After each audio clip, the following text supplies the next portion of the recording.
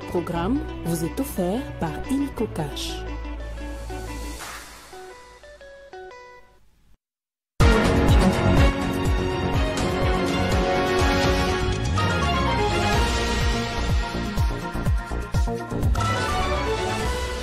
Décès du pape François, le président de la République Félix-Antoine Tshisekedi s'est rendu ce mardi à la nonciature apostolique de Kinshasa pour présenter ses condoléances officielles et témoigner sa compassion au nom du peuple congolais. Naufrage sur le fleuve Congo ce mardi au large du beach Ngobila sur la rive de Brazzaville. Le bilan provisoire fait état de 3 morts, 2 enfants et une femme, tandis que 8 personnes sont toujours portées disparues. Les recherches se poursuivent pour retrouver les nouveaux corps. Figure majeure de la pensée post-coloniale africaine, le philosophe et écrivain congolais Valentin Yves Moudimbe est décédé la nuit de ce 21 au 22 avril en Californie du Nord, aux États-Unis. Il est mort à l'âge de 83 ans. Nouveau journal sur Télé 50, bienvenue à tous. Un jour après l'annonce du décès du pape François par le Vatican, le président de la République Félix-Antoine Tshisekedi s'est rendu ce mardi à la nonciature apostolique de Kinshasa pour présenter ses condoléances officielles et témoigner sa compassion au nom du peuple congolais. De son côté, la première ministre Judith Suminwa a salué avec gravité l'héritage moral et spirituel laissé par le souverain pontife, rappelant sa ferme dénonciation de l'exploitation illégale des ressources naturelles à l'origine des conflits dans l'Est de la RDC. À travers cet hommage national, la RDC exprime sa reconnaissance envers un homme dont les paroles résonnent encore dans le cœur au-delà des confessions et des frontières. Décédé à l'âge de 88 ans, le pape François est le tout premier pape venu d'Amérique latine qui a profondément marqué son époque par sa simplicité, sa prise des positions courageuses et son attention constante envers les plus pauvres. Les réactions se sont multipliées à travers le monde entre chefs d'État et autres leaders. Des vibrants hommages sont rendus au pape François. Benjamin Moudiat signe ce récit.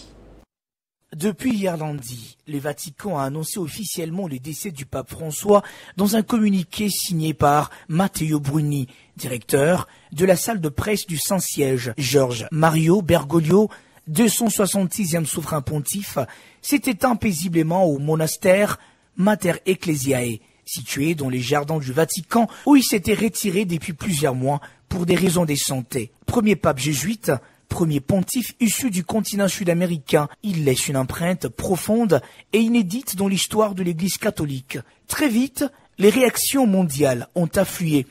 À Kinshasa, le président Félix Tshisekedi, lors d'un point de presse spécial organisé à la Cité de l'Union africaine, a salué un homme de paix qui n'a cessé d'élever la voix pour l'Afrique et les plus démunis. De son côté, l'ancien président congolais Joseph Kabila Kabange, à travers les réseaux sociaux X, a exprimé sa profonde admiration pour un homme de foi, de sobriété et de vision. Toujours sur X, l'opposant Martin Fayoulou a pour sa part souligné que le monde a perdu un sage et l'Église, un berger proche du peuple. Le président français Emmanuel Macron, seulement quelques heures après l'annonce, a souligné la bienveillance et la clarté d'un pasteur hors norme. Le président américain, Donald Trump, via son réseau de chauffe social, a évoqué, contre toute attente, que le pape François était un homme fort, respecté, fidèle à ses valeurs, même si leur vision différait. Et le président russe Vladimir Poutine ne s'est pas tu à cette occasion triste. Notons les échanges fructueux qu'ils ont eus avec le pape François de son vivant, Vladimir laisse entendre que le pape était une bonne personne, rempli de bonne attitude. Londres n'est pas resté indifférent. Le premier ministre britannique Rishi Sunak, dans une déclaration officielle lue au Parlement, a qualifié François de phare mondial dans un monde divisé. Le secrétaire général des Nations Unies, Antonio Guterres, dans un communiqué publié sur le site de l'ONU élu par lui-même, a rendu hommage à un guide moral de notre époque, une voix infatigable pour la paix et la dignité humaine. D'autres leaders mondiaux ont également salué sa mémoire. Depuis hier, dans l'après-midi, le corps du Saint-Père a été exposé dans la basilique Saint-Pierre, où des milliers de fidèles affluent pour dernier hommage. Ces funérailles auront lieu dans 5 jours, présidées par le doyen du collège des cardinaux, en présence de nombreux chefs d'État et délégations qui viendront du monde entier. À l'issue de la cérémonie, le collège des cardinaux se réunira à huis clos en conclave, dont la chapelle Sixtine. Ils seront 119 électeurs à devoir désigner les successeurs des François. Autre chose, un canot rapide a fait naufrage ce mardi au large du beach Ngobila sur la rive des Brazzaville. Selon les témoins sur place, le bilan provisoire fait état de 3 morts, 2 enfants et une femme, tandis que 8 personnes sont toujours portées disparues. L'embarcation appartenait à la société Transpol qui assurait la liaison entre Brazzaville et Kinshasa, soulevant des interrogations sur le respect des normes de sécurité sur cette voie navigable très fréquentée. Une enquête a été ouverte pour déterminer les circonstances exactes de l'incident, alors que les recherches se poursuivent pour retrouver d'autres disparus. La ministre des Affaires sociales, Action humanitaire et solidarité nationale, Nathalie Aziza Mounana, a rendu visite aux différents blessés de guerre en provenance de Goma, Bukavu et des zones occupées par les rebelles du 23 soutenus par le Rwanda, internés dans différents hôpitaux dans le Haut-Katanga.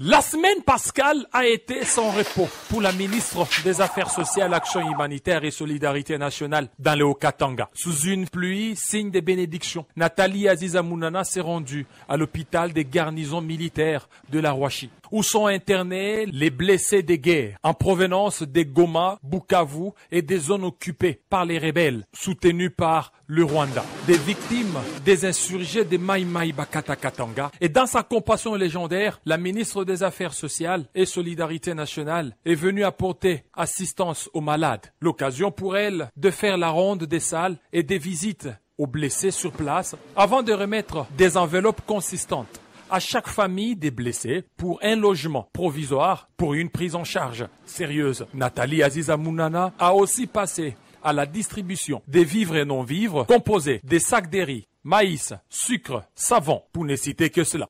Merci mingi po aye kopesa biso dans mon cas très important.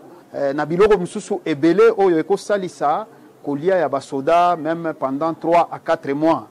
Deuxième site, hôpital général provincial de référence Jason Sendwe, dans la commune de Lubumbashi. Ici, Nathalie Aziza Mounana visite des cas des blessés de guerre en provenance du nord et sud Kivu, sous occupation rwandaise. Elle a, comme dans ses habitudes, distribué des vivres et non-vivres à la grande satisfaction des bénéficiaires.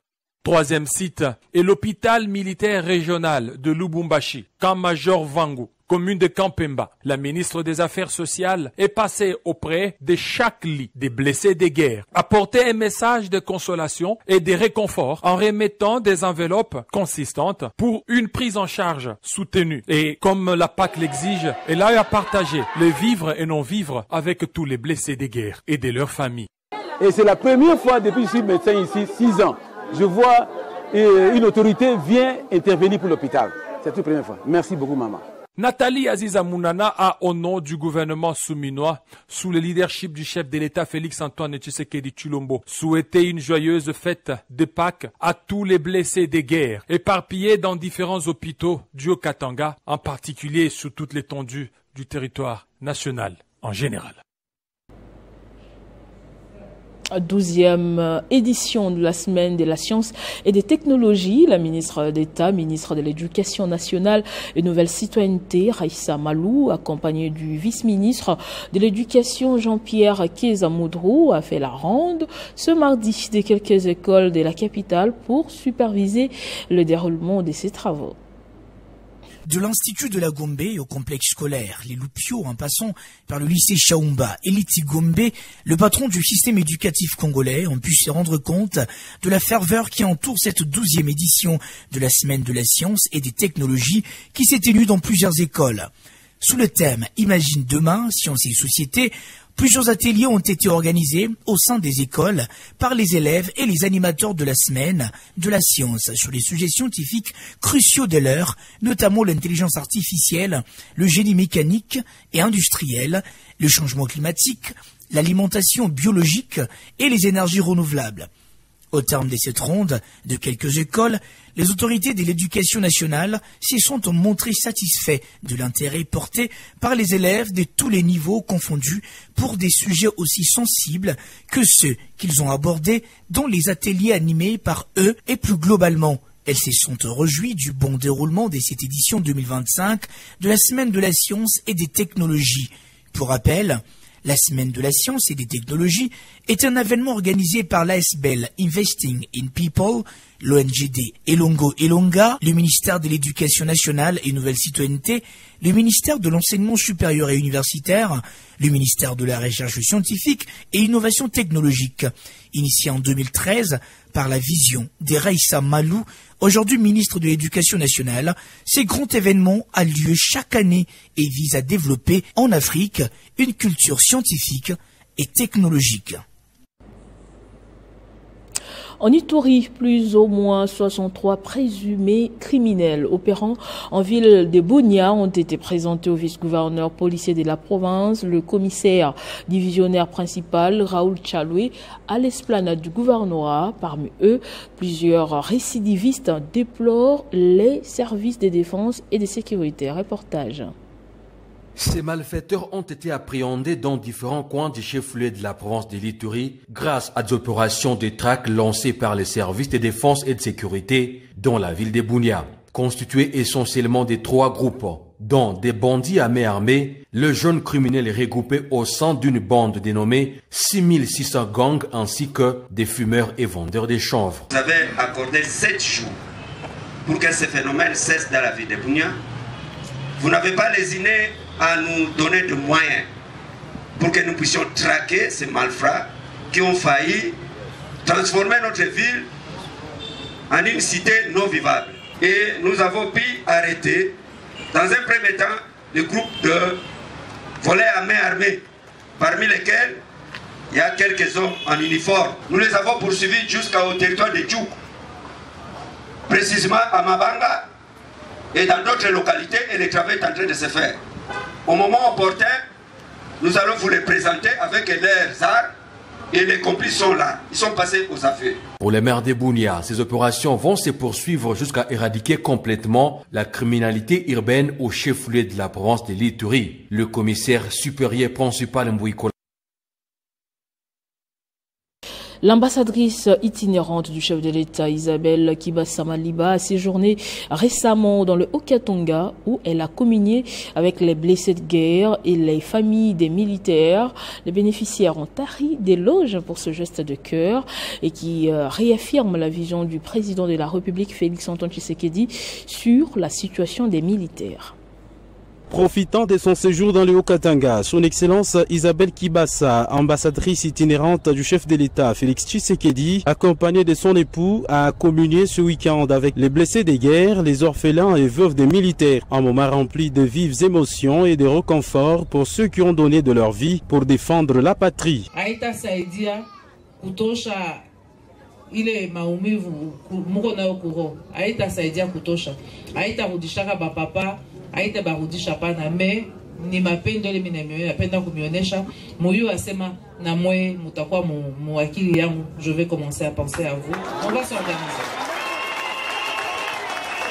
Pour sa part, le coordonnateur de cette structure a exprimé au nom de tous les membres ses vifs remerciements à l'endroit de l'ambassadrice Madame Isabelle Kibasa. Il sera suivi par le conseiller juridique de la structure qui, après avoir rendu des vibrants hommages à son Excellence, lui a remis un mémo qui contient les différentes revendications formulées par l'ensemble de ces héros qui ont combattu et perdu leur vie pour la patrie.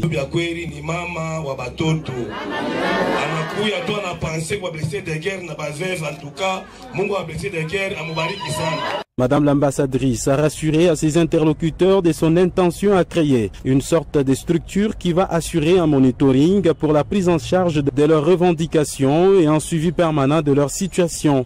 Et pour couronner le tout, une béquille et 2 poules ont été remises à titre symbolique à Madame l'ambassadrice par cette structure qui, pour la toute première fois, a reçu une autorité. Les veuves ont aussi plaidé leur cause auprès de l'envoyé spécial du chef de l'État, et sans oublier les enfants orphelins qui ont eu droit aussi à la parole. Et la représentante a porté la voix de ses amis auprès de l'ambassadrice. Le gouverneur du Tanganyika, Christian Kitungwa Muteba, a également pris part à la 9e édition d'Expo Béton organisée dernièrement à Lubumbashi dans le Haut-Katanga sous le thème « Les corridors sud de la RDC SADC, projet à développer et opportunités d'affaires », une édition lancée par le président de la République, Félix-Antoine Tshisekedi, marquant l'importance stratégique qui revêtent les infrastructures logistiques pour l'avenir économique de la RDC.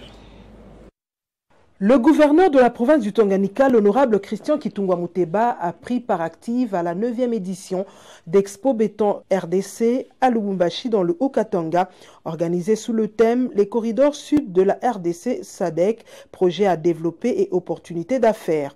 Au cours de ce salon de réflexion sur le développement des villes, des corridors et des zones économiques spéciales, le gouverneur Christian Kitungwa Muteba a présenté à ce parterre d'hommes d'affaires venus de tous les horizons les potentialités et opportunités qu'offre sa province, tout en réitérant la ferme volonté du président de la République, Félix-Antoine Tshisekedi Tshilombo, pour le développement du territoire national, spécialement du Tanganyika, en passant par le désenclavement des territoires et en dotant la province d'infrastructures dignes et viables. Grâce à l'implication personnelle de son Excellence Monsieur le Président de la République, chef de l'État, Félix-Antoine Tshisekedi Tshilombo, la province du Tanganyika vient de bénéficier d'un grand financement pour la réhabilitation et la modernisation du tronçon de route Kalemi-Manono. Une rencontre de haute facture clôturée par la première ministre Judith Suminwa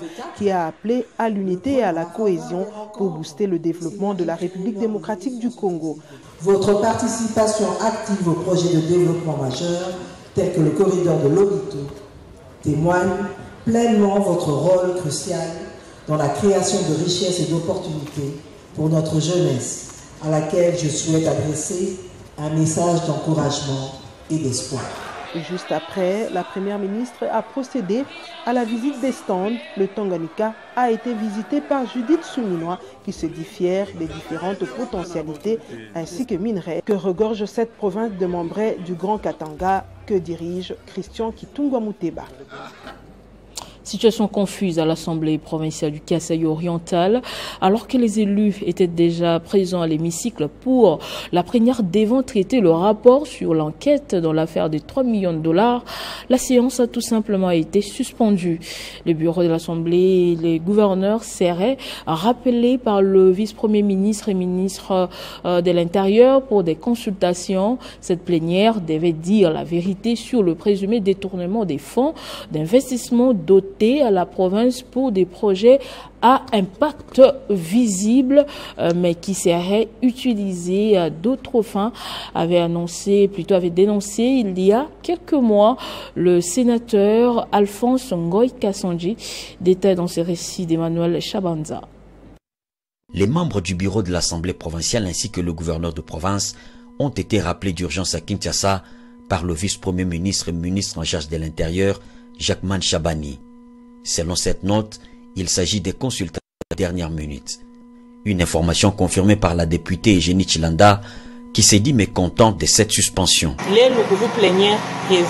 Il était prévu une plénière aujourd'hui avec un ordre du jour bien connu. Malheureusement, quand nous arrivons, le bureau nous dit que la séance a été annulée et que la plénière était étouffée sur ordre de Kinshasa qui a invité les bureaux.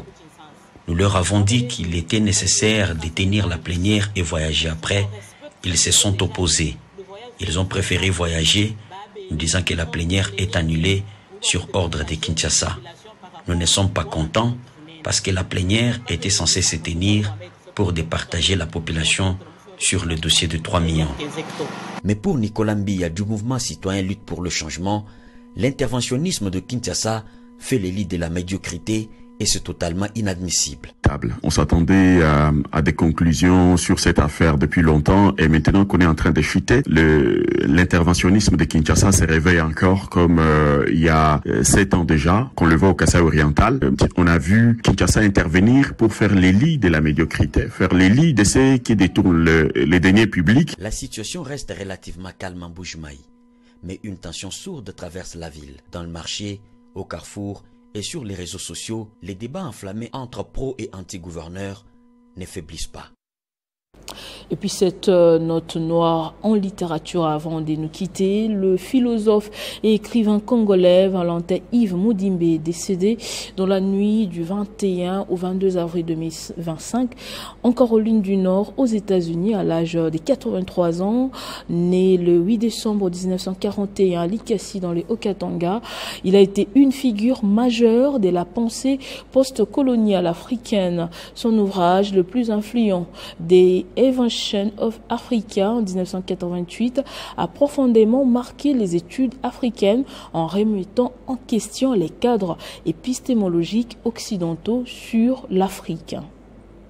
Depuis l'annonce de son décès, plusieurs hommes politiques et scientifiques ont rendu hommage à ce valeureux fils du Congo et de l'Afrique en général qui a marqué son temps avec une contribution littéraire que le monde n'est pas prêt d'oublier. Philosophe, écrivain, poète et critique littéraire de renom, c'est au Katanga qu'il voit le jour en décembre 1941. Il suit une formation religieuse dans des séminaires et monastères bénédictins avant de se consacrer pleinement à la philosophie. Détenteur d'un doctorat à l'université de Louvain en 1970, il enseigne à l'UNILOU et occupe le poste de doyen de la faculté des philosophies entre 1972 et 1974. À la fin des années 70, il s'exile aux États-Unis et donne cours dans plusieurs universités telles que Stanford, Harvard College ou encore à la Duke University. Ce qui fait sa renommée, c'est surtout ses travaux sur la déconstruction des discours occidentaux sur l'Afrique et la critique des savoirs coloniaux. Son ouvrage majeur, The Invention of Africa, en 1988,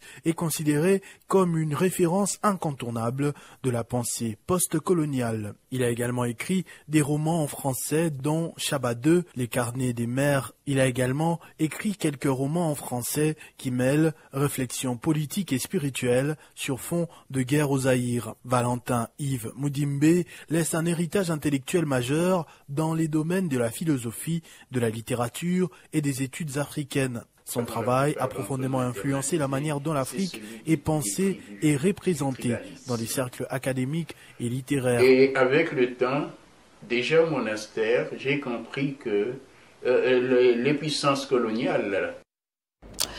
Paix à son âme, et ce journal est terminé. Place au rappel des titres. Décès du pape François, le président de la République Félix-Antoine Tshisekedi s'est rendu ce mardi à l'Annonciature apostolique de Kinshasa pour présenter ses condoléances officielles et témoigner sa compassion au nom du peuple congolais. Naufrage d'un canot rapide sur le fleuve Congo ce mardi au large du beach Ngobila sur la rive de Brazzaville. Le bilan provisoire fait état de 3 morts, 2 enfants et une femme, tandis que 8 personnes sont toujours portées disparues. Leurs recherches se poursuivent pour retrouver de nouveaux corps. Figure majeure de la pensée post-coloniale africaine, le philosophe et écrivain congolais Valentin Yves Mudimbe est décédé dans la nuit de ce 21 au 22 avril en Caroline du Nord aux États-Unis. Il est mort à l'âge de 83 ans. Merci de nous avoir suivis de partout. L'information reste en continu et en temps réel sur votre télévision.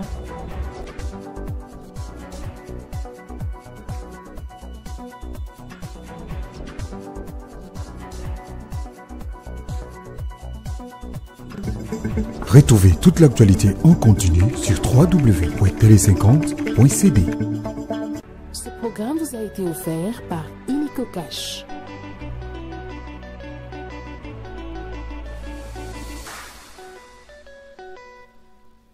Communiqué nécrologique. La famille Kazadi Kayembe, la veuve Kalinga Kayowa Rose, la grande famille Kayembe Maombo et la grande famille Kalinga Chimankinda ont la profonde douleur d'annoncer aux amis et connaissances la mort inopinée de leur père, mari, frère, beau-frère, oncle, grand-père et arrière-grand-père, le professeur émérite Dr Kazadi Kayembe Katumba Théodore, survenu ce 8 avril 2025 à Kinshasa. Le programme se présente comme suit. Mercredi 23 avril 2025, veillée mortuaire dans la salle Atlantis, située au numéro 5452. Boulevard Lumumba, proche de la première rue au quartier Funa de la commune de Limité à partir des 18h. Jeudi 24 avril 2025 à 8h juste, procession à la morgue des cliniques universitaires de l'université de Kinshasa à 12h30, enterrement au cimetière Chemin du Paradis dans la commune de Mongafula. Fait à Kinshasa